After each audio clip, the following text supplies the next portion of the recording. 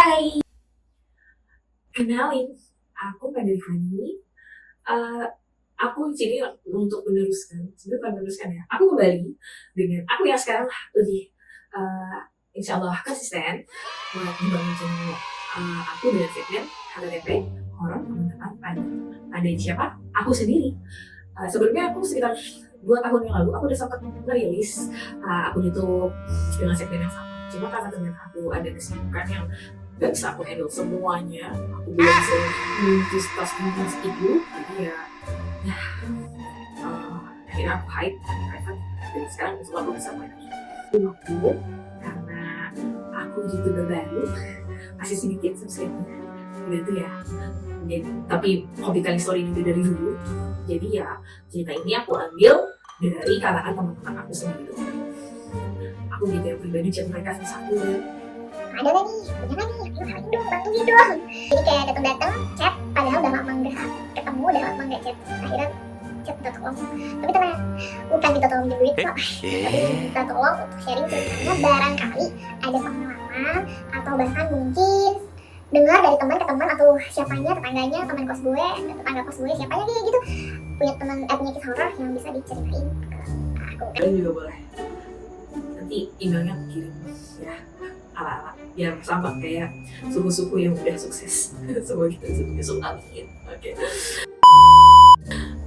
Jadi cerita kiriman kali ini dari Tian. Tian itu teman masa kecil aku. Pasti asli rekamnya tuh teman.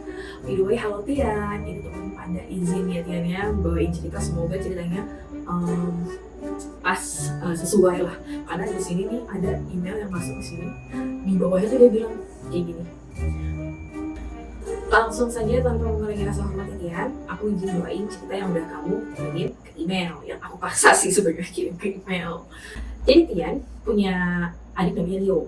Mereka itu kakak adikan terpaut umur 4 tahun jaraknya. Karena ibunya Tian jualan, adiknya Rio itu juga sering ikut mulu kemana Tian main ya kan.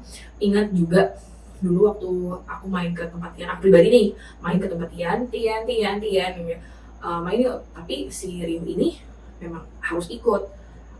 Nggak tahu kenapa, padahal sama banyak teman-teman juga, banyak anak-anak yang seusianya dia lah, tapi ibunya ini tetap kekeh nyuruh adiknya si Rio ikut Tian kalau Tian main. Nah, cerita ini sekitar tahun 2015. Waktu itu Tian mau OTW naik SMA. Mungkin karena pada saat itu apa ya, jenuh, apalagi pernah kan satu waktu Tian ini karena udah keseringan kayak pokoknya ajak Rio kayak gitu kata ibunya. Jadi Tian milih udah lah, gue gak main dulu, gue males. Padahal ya emang dia lagi gak mau aja bahwa si Rio ini ikut pergi sama dia. Itu sering banget tuh si Tian jadiin alasan untuk kenapa dia gak main. Nah kejadian ini terjadi di rumah kakeknya. Jadi pas bukan lagi sama aku, dia kamu masih kecil, masih SD gitu. Kemudian memang dia pindah, katanya kakek neneknya itu masih sakit, dan pasti Tian ngirim ini kakeknya sudah meninggal dunia. Jadi bapaknya yang notabene anak si kakeknya ini suruh tempatin atau ninggalin rumah si kakeknya ini di sana. Dia seperti biasa kayak males-malesan karena ya dia ikut, jadi dia kayak lebih gak leluasa kayak gitulah mau main kan. Akhirnya entah punya ide dari mana, mereka itu OTW lah ke sebuah, katanya di dekat sana, nggak terlalu dekat juga tapi nggak terlalu jauh juga, masih bisa digapai dengan jalan kaki, sebuah karangan yang kebun mungkin ya, lebih kayak kebun karena banyak banget pohon-pohon tinggi atau pohon-pohon yang hilang-hilang tinggi lah di sana, yang udah cukup terkenal sama angkernya. Maksud hati, karena sebelum kejadian ini atau bahkan di rumah kakeknya memang gak ada aneh-aneh, cuma emang sebelum kisah ini nih, sebelum cerita dia bawa ke kebun ini, dia mah gak pernah ngalamin apapun. Sebenarnya sih kalau menurut Tian pribadi nggak ada apa-apa ya di situ. Dia cuma tahu kebun itu katanya pernah ada yang suka nimpuk-nimpukin batu dari sana kalau misalnya anak-anak pada umumnya main gitu kan, karena memang itu nggak diketahui gitu ya pemiliknya siapa. Itu ada yang kadang suka kayak gitu, atau kadang kayak ngerasa ada yang nyolek tapi nggak ada wujudnya. Nah Tian mah karena emang pada dasarnya nggak pernah ngerasain atau ngalamin sendiri kejadian mistis awalnya tuh, dia nggak kayak susah sih, tapi udahlah gue bawa si Rio ini ke tempat ini aja dengan maksud hati tadi biar si Rio ini ketakutan, risih dan gak mau, atau akhirnya kayak kita pulang dari rumah jalan nih. Dia juga udah kayak apa ya, menanda-nanda aja gitu ke si Randy pada saat itu kayak bener nih bawa dia ke sini, udah bawa aja kayak gitu. Jadi sepakatlah mereka berempat plus Rio di OTW ke kebun itu. Nah pas udah sampai di kebun itu jalan masuk ke sana katanya agak susah, maksudnya kayak dipagerin yang kayak agak berduri atau kayak di apa ya, pokoknya di satu pintu masuk yang mungkin buat berjalan kaki aja. Mungkin karena kayak ada pohon rambutannya, pohon kecapinya, atau buah-buah yang lainnya yang bisa diambilin ya kan, karena di situ kebunnya juga gak ada yang punya gitu ya. Dan menurut Tian sendiri, yang Tian tahu dan teman-temannya udah tahu dan diyakini nih, kebun itu memang gak ada yang ngurus. Jadi selain dahan-dahan atau pohon-pohonnya tinggi, lalangnya tinggi, dan daripada berjatuhan, rantingan berjatuhan itu gak ada yang ngurus. Biasanya kalau kebun kalaupun kosong, kalau emang dirawat ada gitu kan kayak pembersihnya, tukang bersih-bersihnya atau apanya gitu. Tapi ini tuh memang gak ada, kayak emang gak dirawat. Nah udah sampai di sana kan mereka berlima kan, udah tuh si Tian ngelirik-lirik si Randy untuk kasih kode kita mulai aksi kita.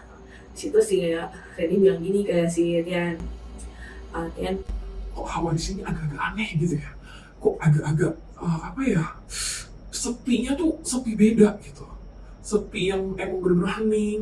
Terus juga di sini kok anginnya beda atau apanya beda. lagi gimana sama Tian? Iya ya, di sini kayak aneh gitu, kayak beda. Nah Si Rio ini kan udah kayak ngeliatin mereka tuh pasti kan, ngeliatin. Maksudnya si Tian ini kayak, oh mungkin udah berhasil nih, dia udah mulai ngomong. Tapi ternyata si Rio itu malah bilang kayak gini, Iya mas, suasananya, hawanya beda. Soalnya itu di leher mas ada yang hiup-hiup. terus Tian terus kayak, ini bukan bercandaan ya, niatnya mau nakutin kok malah jadi dibalik si Tian dan Randy terutama yang emang tadi berperan bohong-bohong itu malah ketakutan. Tiba-tiba salah satu temen yang namanya Imam itu tuh kayak lemes, pucat mukanya, pucatnya tuh kayak beda lah, karena tadi OTW masih apa ya, masih biasa aja, masih kayak oke aja kok gitu. Makanya sampai udah sepakat nih punya rencana ini, tapi kok ini dilihatnya pucat, kenapa nih? Sampai tanya sama Tian, lo kenapa? Tapi Imam malah diem aja. Jadi Tian sampai itu kayak semacam inisiatif dari Imam duduk supaya ya dia lurusin dulu gitu kakinya supaya enakan kan, badannya lurus. Pas Tian dan sampai di hadapan Imam itu tuh si Tian tuh malah kayak ngerasa ada udara kenceng melesat gitu loh. Setelah mendapatkan kayak ada sensasi angin gitu, ya otomatis Tian tuh langsung menoleh ke belakang dan ternyata dia ngeliat si Rio lagi kayak ngeker pakai ketapelnya. Dan bener aja itu tadi angin itu berasal dari batu yang Rio pegasin dari ketapelnya. Nah si Rio ini gak ngomong apa-apa, cuma kayak ngeker terus langsung ngomong, Jangan dudukin mas Imam, sana pergi kamu. Rio tuh enteng banget ngomong kayak gitu ke sesuatu yang padahal gak ada apa-apa di sekitar mereka. Setelah dia ngomong kayak gitu, Randy samperin Rio dan megang kedua pundak adiknya Tian itu kayak, Rio jangan gitu lah, karena kan sejak awal udah dibilang gak ada yang tiup. Jadi si Randy ini agak skeptis gitu. jangan bicara gitu lah, kalau memang kamu mau ikut kami, mau main sama kami sama Mas Tian, ya nggak apa-apa, tapi jangan begitu. Takut juga tuh lama-lama si Randy kan. Nah terus si Rio jawab gini, Mas Randy dan mas-mas lainnya kali yang punya niat gak benar di sini. Nah bisa ngomong kayak gitu, udah si Rio tuh bocah itu tuh kayak ngibrit aja. Dia lari melewati pintu masuk tadi dengan, kalau dipandang dia dengan sedikit tadi sempat lari gitu sampai gak terlihat lagi. Nah singkatnya walaupun tiba, jadi aja sih makan kan, lauk yang bisa ini juga sengaja emang selalu dipanaskan, tahu-tahu ada yang masuk pintu. Nah Ibu Tian yang paling pintu itu sampai ngedumel, siapa yang kali ini yang minta ganti rugi gara-gara rumahnya Rio. Karena alasan Tian selalu diizinkan main tabi bawa adik itu ya karena memang pada dasarnya Rio ini bandel.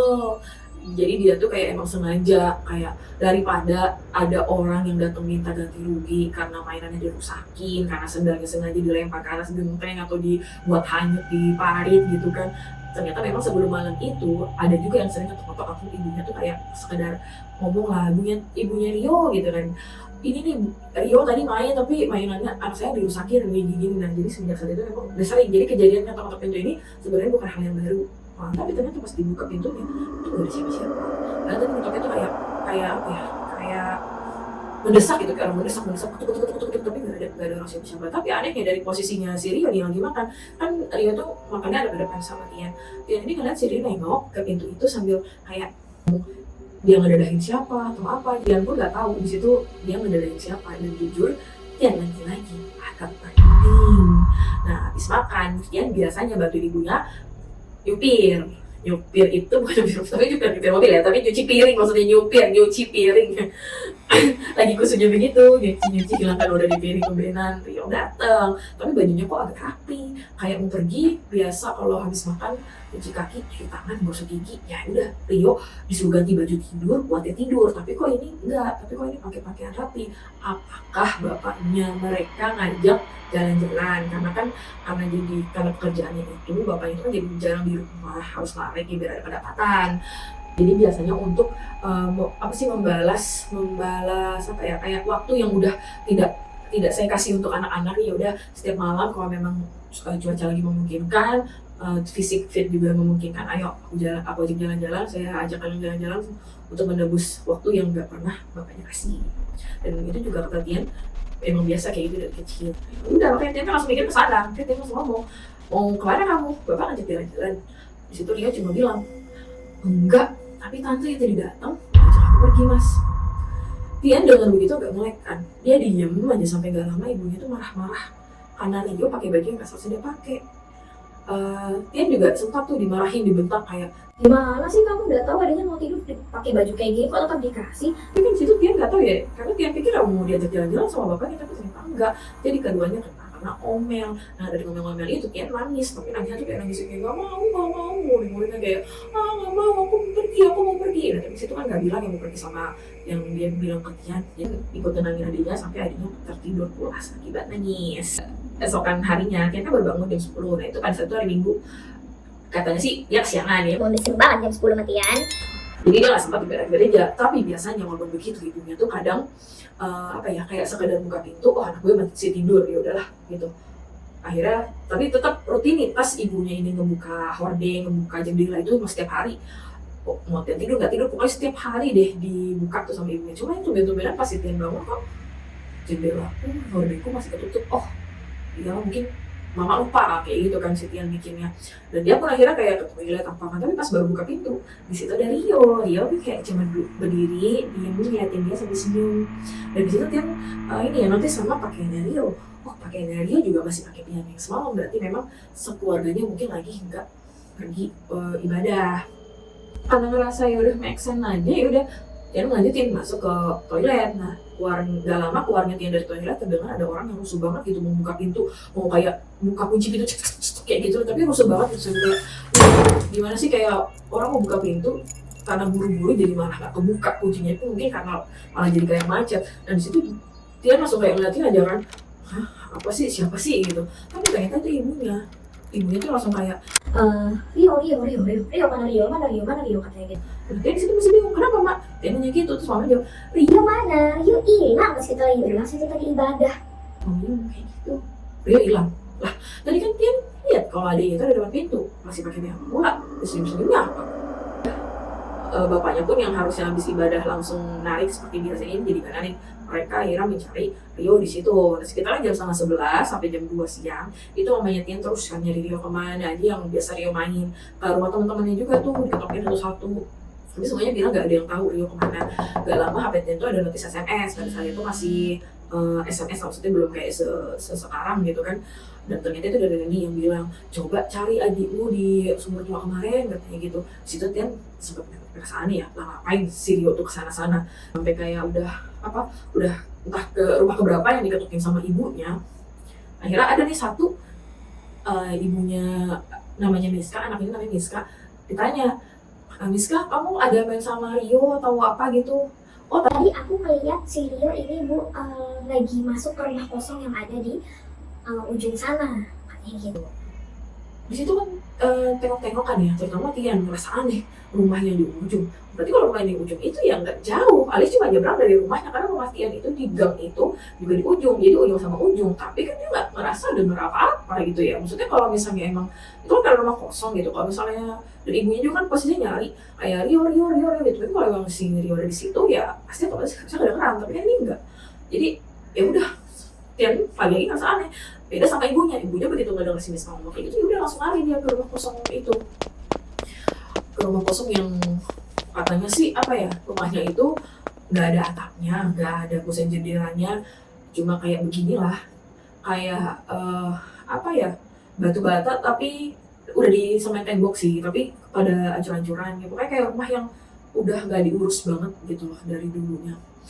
Dan mereka cuma apa ya, dan mereka langsung aja begitu sampai ke sana, mereka langsung masuk, langsung melihat ke segala penjuru. Dan sebenarnya kalau di luar ya sebenarnya kelihatan, nggak perlu masuk yang harus detail gitu, buka pintu gitu kan nggak ada pintunya juga. Di setiap ruangan tuh ruangannya ada beberapa kamar. Emang karena rumah kosong ini agak gede juga, cuma nggak ada pintunya gitu loh. Dicari satu-satu itu nggak ada apa-apa, nggak ada siapa-siapa, yang kosong. Cuma mereka sama ada sedikit warga yang ikut gitu loh, ikut kepo lah istilahnya gitu kan. Tapi pas si Tian juga udah ngelirik kan ke segala arah gitu, nggak ada. Nah, ibunya tuh udah sampai kayak mukanya udah sedih, udah lemes, udah sembab gitu. Tian sama bapaknya akhirnya kayak mudah-mudahan udah tolong ibu-ibu bantu ibu saya supaya mau diajak pulang, ya paling nggak istirahat dulu lah, karena kan sejak awal pulang dari ibadah juga masih kayak uring-uringan gitu, masih kayak heboh, masih kayak udah habis lah tenaganya gitu, biar istirahat lah. Di atas sama beberapa warga yang turut ke rumahnya juga. Nah di situ si Tian kan mau pergi juga. Milo, syuting bentar. Kucing aku. Nah ya kan, jadi pas si Tian itu apa ya, mau pulang juga, mau keluar juga, si Tian tuh malah kayak nendang sesuatu. Nah ternyata itu tahu apa? Ketapelnya Rio. Yaudah dari situ kayak dia ngeliat, nah kok ada ketapelnya Rio di sini. Dipungut lah dia pelan-pelan kan, dipungut. Dalam hatinya si Tian tuh ngomong, Rio, kamu di sini. Ya nggak ada lah, kalau dari tadi juga nggak ada, kalau ada kan juga pasti kelihatan wujudnya. Udah sampai situ nggak ada kejadian apa-apa lagi, nggak ada kejadian aneh-aneh lagi. Sampai keesokan harinya nih, berarti kan hari selanjutnya itu masih belum ada kabar. Dan jangan kan berharap apa sih kalau anak hilang gitu kan, ibunya ya paling cuma bengong-bengong aja. Dia diam sambil megangin kayak mainan remote controlnya si Rio ya kan, situ sambil kayak bengong gitu kan. Nah karena dirasa udah hampir juga nih 24 jam, karena kan kemarin sempat tuh ada inisiatif dari warga juga, ayo lapor polisi, tapi kan belum bisa dinyatakan hilang. Tapi Harusnya kalau misalnya anak kecil tuh nggak urusan nunggu 24 jam itu sih, harusnya dikecuali kali ya. Tuh yang hilang tuh anak kecil gitu, harusnya mungkin peraturannya diubah kali, bisa ya. Jadi agak lama kan kalau misalnya harus kayak gitu kan. udah kayak gitu, bapaknya OTW dari pagi langsung ke polisi. Seperti yang tadi, udahlah walaupun belum 24 jam atau 48 jam mungkin bisa kali ini, karena ya dia nggak tahu kemana lagi. Gak mungkin juga kayaknya dia main ke kampung sebelah atau kemana yang aksesnya tuh butuh kendaraan gitu kan, atau kayak culik atau penculikan juga ya takutnya kan kayak gitu. Cuma kan waktu itu juga kayak yang CCTV atau apa kan jarang yang orang punya gitu ya, jadi agak susah.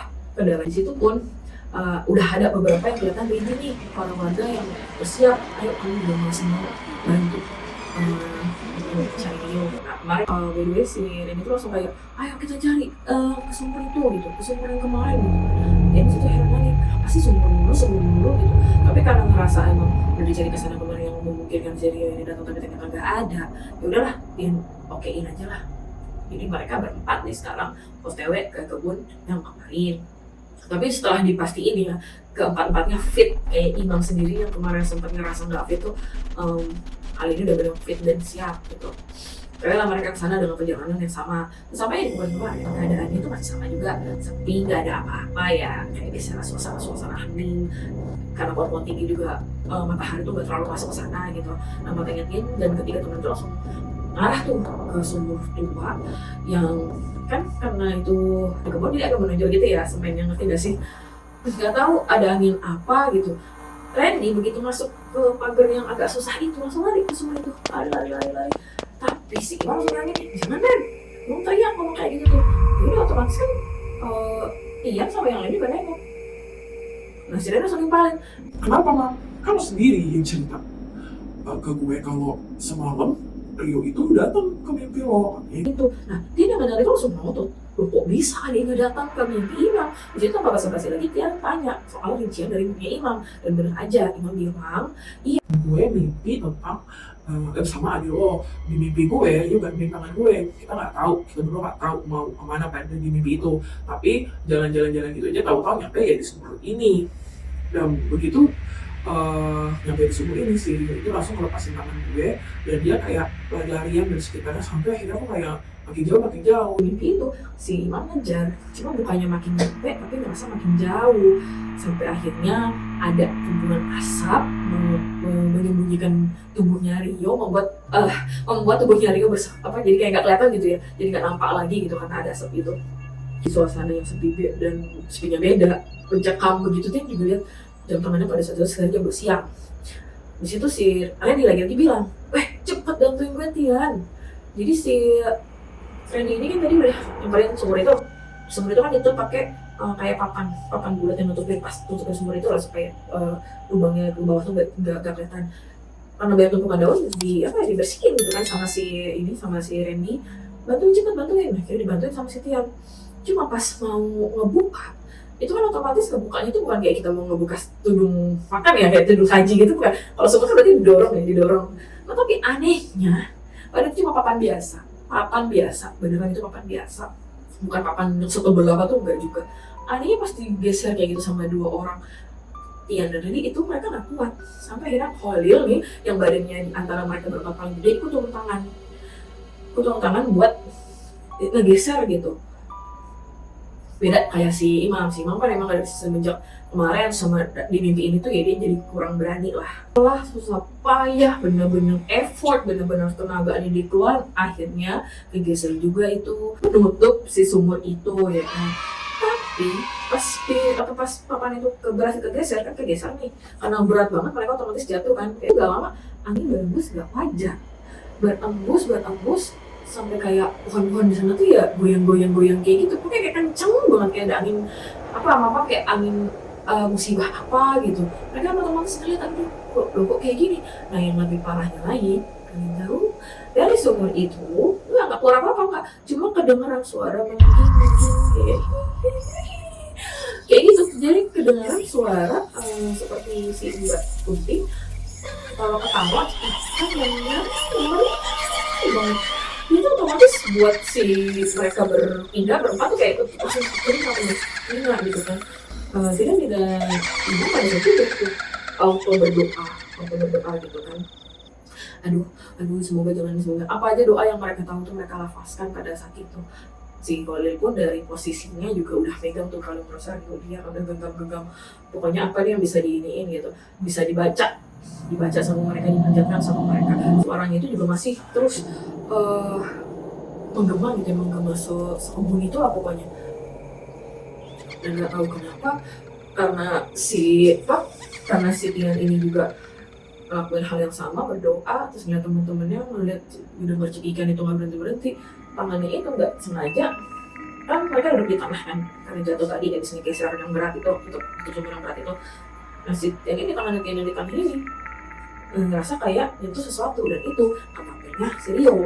Jadi semenjak si Rio hilang kan katanya ditemuin, itu kan emang dibawa terus sama si Tian. Di situ nggak tahu ada ilham dari mana gitu.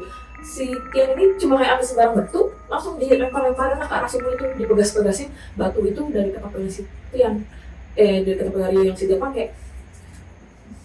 Nah pas lagi ngelakuin itu si Tian sambil ngomong balikin Rio kayak gitu. Tiga temennya juga sampai kayak ngelakuin hal yang sama gitu, kayak doa tutup telinga, kali-kali ngomong balikin Rio, sedangkan si Tian masih aja ngelempar sumur itu pakai batu yang dipakasin dari ketapelnya si Rio yang dia pegang kan.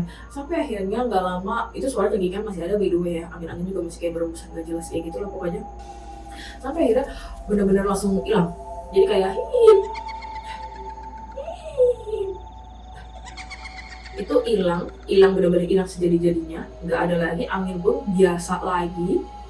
Mereka semua tuh langsung kayak duduk ambil nafas, terus nggak lama kedengaran ada suara beberapa orang manggilin nama mereka, Tian, Randy, Khalil, Imam, kayak gitu. Nah sontak aja mereka lagi-lagi tetap untuk berempat Gak lama orang-orang yang manggil mereka tadi masuk ke kebun itu, dan kalian tahu salah satu orang itu bilang gini, Alhamdulillah mereka berempat sudah ditemukan. itu kayak sudah ditemukan. Iya, karena Tian dan teman-temannya ternyata dinyatakan sudah hilang 2 hari. Hilang, bener hilang. Di situ Tian nulisnya hilang. Nggak make sense banget loh, nggak, kata dia gitu di email yang ngomong kayak gitu. Ya Emang gak make sense ya, untung aja itu lu bukan gua. terus tahu nggak mind blowingnya tuh apa? Tadi kan mereka datang jam 2 siang, ya kan? Mereka datang jam 2 siang, cuma ada insiden drama sedikit pas buka tutup sumur. Terus ya ada angin, kiki kan nih, mereka jatuh ke tanah kan. Ya otomatis mungkin bagian bokongnya aja atau sama tangannya pasti kan yang kayak nyentuh tanah itu kotor. Tapi ini enggak, jadi pas ditemukan sama warga di sana mereka berempat dalam keadaan kotor. Kotor itu bajunya sama badannya, kotor kayak kotor-kotor gitulah gitu. Dan mereka tuh semenjak kedatangan warga-warga di situ tuh pasti sama pastinya masih duduk terkulai lemas. Kan menurut warga di sana yang emang selanjutnya dia bawa air gitu ya, itu mereka tuh kayak orang kehausan banget, kelaparan banget, dan mereka ditemukannya tahu agak-agak menjelang maghrib gitu loh. Jadi masa iya buka tutup dari jam 2-an mereka ke kebun itu cuma perihal buka tutup sumur sampai kayak 3 jaman gitu loh. Kan gak mungkin juga ya, walaupun cuma kayak apa sih, cuma perihal berapa jam itu kayaknya gak mungkin. Nah ini 2 hari, bayangin aja 2 hari dinyatakan hilang mereka berempat. Nah di situ yang emang kebetulan namanya Tia, namanya Randy, Imam Khalil ikut juga nyari mereka ya, terseduh-seduhan nangis-nangis itu, aduh kalian akhirnya ketemu. Nah di situ mereka dalam pelukan masing-masing ibunya kayak masih kayak pelangap-pelangap gitu ya. Ini gimana sih? Hah? Kita hilang, masih kayak nggak percaya kalau emang mereka tuh mereka tuh apa namanya hilang. Tapi di situ yang kayak salah satu hal yang memvalidasi mereka hilang, selain baju yang tangannya emang kotornya kayak udah, rambut juga udah out-outan gitu, mereka tuh lemes, emang dipapah warga, dipapah orang-orang yang nemuin mereka tuh karena mereka lemes perihal belum makan. Pas tadi juga kan pas dikasih air hausnya kan minumnya kayak minum banget gitu loh. Nah mungkin juga tuh di situ kayak pantesan lah, kayaknya sama ngomong gini, pantesan lah mungkin waktu itu lemesnya gue ini sebenarnya bukan karena perihal habis dengar Cikidika, tapi emang secara nyatanya ternyata gue bilang 2 hari gue dan teman-teman gak makan selama 2 hari itu. Udah tuh akhirnya dibawa sama warga, setelah berpelukan akhirnya dibawa lah mendekati rumahnya, kembali ke rumahnya Tian, sampai di rumah Tian. Warga tuh kayak sama lah pada nimbrung juga akhirnya, wah alhamdulillah ketemu, jangan juga hilang dong, adikku juga belum ketemu. Gak lama ngomong, ada orang yang ngomong adik belum ketemu. Ibunya si Miska kemarin, salah satu anak yang ngeliat si Rio masuk ke rumah kosong itu, ngomong gini, Rio, itu Rio. Kayaknya kayak gitu. Nah, kalian tahu, Rio keluar dari rumah yang terakhir Miska lihat dia masuk. Ya dari rumah kosong yang ada di depan rumahnya Tian juga gitu loh. Nggak yang tiba-tiba datang ada yang nganterin, nggak yang tiba-tiba datang. Bahkan polisi yang udah dilaporin juga nggak ada perkembangan dari kasus hilang si Rio itu, tapi si Rio malah keluar dari rumah yang jelas-jelas kosong, mereka udah kesana gitu kan. Dan kalian tau nggak, itu keluarnya itu posisinya senyum, cuma kayak udah kayak jumpa pers gitu. Dada dia ke orang yang sebenarnya kayak kaget ya. Kalau misalnya si Tian dan kawan-kawannya tadi perihal geser sumur aja dinyatakan 2 hari hilang, berarti kan otomatis si Rio ini hilang 3 hari. Kondisinya nggak sama kayak Tian yang kayak lemas, terkulai apa segala macam, seolah-olah memvalidasi mereka hilang 2 hari jadinya nggak makan atau nggak minum selama 2 hari. Itu enggak, si Rio ini dalam keadaan sehat walafiat, sumringah kayak anak-anak. Gimana sih dengan senyuman, wah aku disambut gitu. Itu kayak aneh. Ya lagi-lagi bodo amat ya, nggak mikirin aneh atau kayak gimana, ibunya yang pada dasar orang tua, ibu bapaknya langsung ngedeketin, meluk si Rio karena udah 3 hari kan kalian berarti hilang tuh, meluk nangis-nangis. Si Tian juga nggak mau ambil pusing kayak gimana caranya atau gimana alurnya, udah terserah. Si Tian minta tolong kasih warga juga bawa aku ke tempat Rio aku juga pengen ucapin selamat datang lagi ke Rio nih. Akhirnya dibantu sama warga, dia juga akhirnya nyamperin ke Rio dan ibunya dan bapaknya mereka berpelukan di sana. Suasananya haru gitu lah pokoknya pada malam itu. Gak lama setelah kejadian itu, otomatis cerita mereka tentang mereka berlima tuh menyebar ke seluruh penjuru. Di situ Rio juga cerita kalau katanya awalnya itu dia emang benar masuk ke rumah itu, tapi perihal mau ngejar kupu-kupu gitu kan. Emang ada random si anaknya. Tapi juga dia nih yang wanti-wanti sama adiknya kalau adiknya yang kemana-mana sekarang kayak jangan ikut. Pokoknya Rio nggak boleh kemana-mana kalau nggak sama Mas. Kayak gitu lah dia. Udah kayak bodo amat lah ada orang mandang dia babysitter kayak atau apa. Dia nggak mau lagi kecolongan sampai hal kayak gitu terjadi lagi. Makanya sejak awal tuh suruh jaga dia ikhlas aja kayak beginilah dia kejadiannya. Sini sebenarnya aku juga bacanya agak gini ya. Inilah kan perihal gak mau menjagain akhirnya sekarang dirinya dia sendiri yang berdedikasi untuk menjaga adiknya. Dan semenjak apa ya dan si Rio juga di situ menambahkan kalau di mata Rio rumah itu tuh kadang apa ya ada penghuninya, maksudnya iya kosong tapi kadang ada kok orangnya gitu loh, suka nyapa Rio dari dalam, suka dada-dadahin Rio. Katanya sih ya benar si orang ini tuh yang tante yang dimaksud itu. Rio tahu dan akhirnya bisa jelas lihat mukanya nih perihal ya dia merasa main sama si tante ini gitu, main ke rumah tante ini dan sebentar gara-gara si kupu-kupunya itu main ke rumah ini gitu.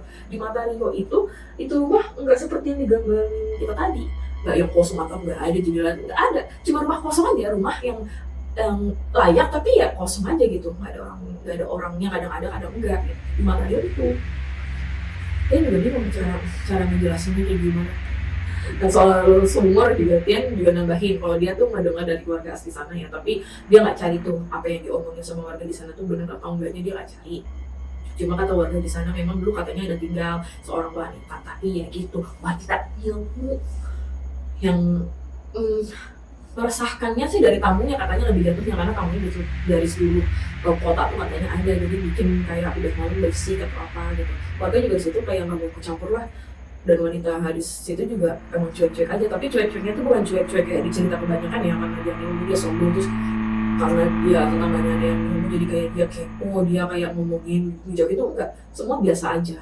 Terus juga kadang kalau misalnya emang ada keperluan keluar mau belanja juga si wanita ini belanja aja gitu, jadi kayak biasa aja. Cuma mereka tuh jatuhnya kayak cukup tahu oh si wanita ini mungkin punya sesuatu sampai orang pada datang, ada yang bermobil, ada yang apa, dari jauh gitu kan. Jadi ya warga cukup kalau ketemu mahnya Pak dibales ya syukur nggak ya udah gitu, hanya sebatas kayak gitu. Mungkin karena si wanita ini merasa juga lama-lama ngerasa dari tambahnya usia atau apa, dia ngerasa sesuatu yang gak nyaman juga pasti akan mati juga, karena dia emang dari awal tinggal di sana sendiri, selain sama tamu-tamunya itu yang dari mana aja datangnya, ya dia nggak bisa siapa. Maksudnya warga di sana tuh nggak pernah ngeliat kayak ada suaminya kah atau anaknya atau adiknya atau siapanya, itu saudara-saudara pokoknya nggak ada di situ. Jadi si wanita ini sempat berpesan sebenarnya kayak tiba-tiba datang random berpesan aja gitu, nanti kalau misalnya aku mati terus jasadku nggak diterima di bumi, aku sudah menyiapkan sumur yang ada di sana kayak gitu. Jadi dengan sukarela, dengan keikhlasan ya mau nggak mau tolong bantu aku buat taruh aja jasad aku di sana. Si wanita juga ngomong tutup sama penutup yang juga udah aku sediain di sana. Jadi ada kemungkinan ya, ini baru kemungkinan, mungkin alasan dari papan penutup sumur itu agak ini ya, agak susah dibuka mungkin karena udah dimanfaatin sama si wanita ini gitu. Tapi ya si Tian nggak ngusut lebih lanjut karena dia udahlah, semoga ini kayak cerita pertama dan terakhir gue aja di seumur hidup gue gak mau lagi katanya gitu. Dan karena kasus ini walaupun udah jauh dari kematian si wanita itu ya, karena kan dengar-dengar itu tahun 90-an lah, tapi walaupun udah kasus lama tapi sampai kayak hilangin atau sembunyiin dan memang menyangkut pautkan rumah kosong itu dan sumur itu gitu. Jadi akhirnya warga berembuk buat ngancurin sumurnya maksudnya dihancurin, diratain gitu biar serata sama tanahnya sekitar sana, ditutup lagi pakai penutup yang si wanita ini dulu suruh atau penutup aslinya di sana, penutup sejak awal yang emang tutup semua di sana, tapi sekarang ditingkat sama semen. Dan rumahnya pun udah diobrolin panjang kan, memang dari tahun 90-an itu juga nggak ada yang ngeklaim itu rumahnya gimana ya udah sepakati dihancurkan aja. Karena case-nya juga bukan yang bermasalah tuh kayak yang bermasalah tuh kayak misalnya kayak semenjak Tian pergi ke rumah kakeknya ada berhantu atau itu kan enggak. Jadi ya Tian sama keluarga aja di situ walaupun semenjak kejadian itu gitu. Cuma sekarang ya emang mereka tuh lebih wanti-wanti aja sama Rio, lebih kayak merhatiin gerak-geriknya si Rio tuh sampai kayak dijaga banget, apalagi jangan sampai hal terulang lagi hal yang sama.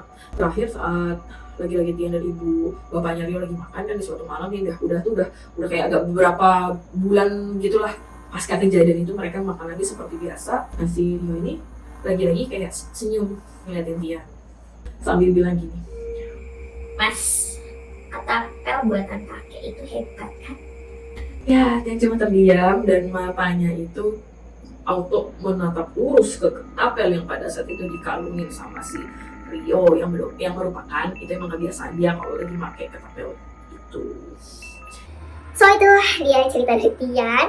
Buat yang tanya ketapelnya apa, masih ada, katanya masih, cuma ada di sebuah kotak, tapi bukan kotak yang kotak sakral atau kotak buat dari kayu apa, enggak, kotak biasa aja, dan kotaknya pun juga ada di lacinya si Rio gitu kan. Itu kan merupakan benda kesayangannya si Rio gitu, tapi ya karena dia juga semakin dewasa lah ya kan, nggak pernah main gitu lagi, jadi disimpan, dan itu juga cuma sebatas kayak buat mengenang lah sosok kakeknya tuh kayak gimana. Jadi terima kasih sekali lagi yang udah nonton, dukung channel aku dengan tekan tombol subscribe-nya, tekan tombol like dan juga tinggalin komen. Aku masih newbie banget, masih berantakan banget, mohon dimaklumi. Dan yang mau ngirim cerita langsung aja email ke atas tunjuk aku ini. Iya, nanti diedit sih, karena nggak ada. Mumpung masih hangat, insya Allah aku bacain. Ikan hiu makan tahu. See you dan assalamualaikum warahmatullahi wabarakatuh. Thank you.